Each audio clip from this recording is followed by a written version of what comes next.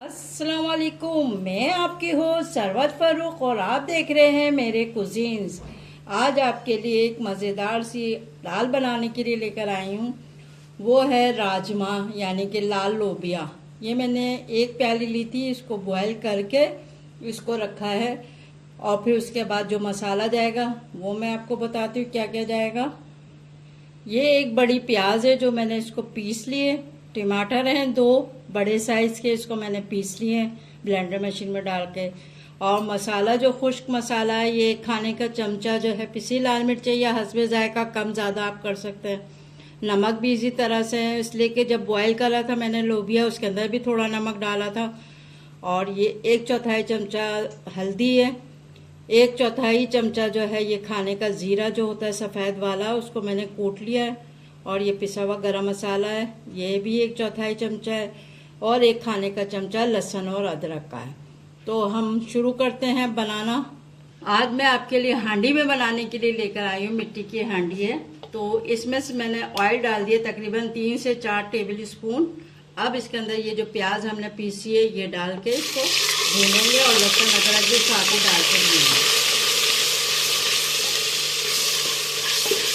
इसको अच्छी तरह से भूनना है कि इसकी जो कच्चापन है वो ख़त्म हो जाए और इसमें हीट जो आती है प्याज की महक जो होती है वो ख़त्म हो जाए।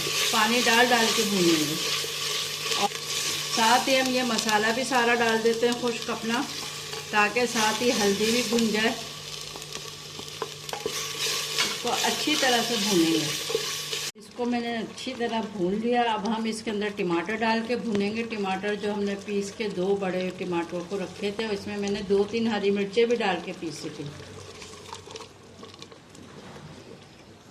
इसको भी अच्छी तरह से हम भून लेंगे, फिर हम बाकी का बताते हैं आपको। ये अच्छी तरह से हमने टमाटर डाल के भून लिया। अब जो हमने राजमा रखा था निकाल के लाल लोबिया वो इसमें डाल देंगे। और जो हम पानी इसमें से निकाला था बॉयल का हमने अलग से, वो भी इसमें डाल देंगे और इसको पकने के लिए रख देंगे। इसको अच्छी तरह से ये रल मिल जाए, बस फिर हमारा तैयार है राजमा। अब इसको ढकना ढक के हम रख देंगे इसको।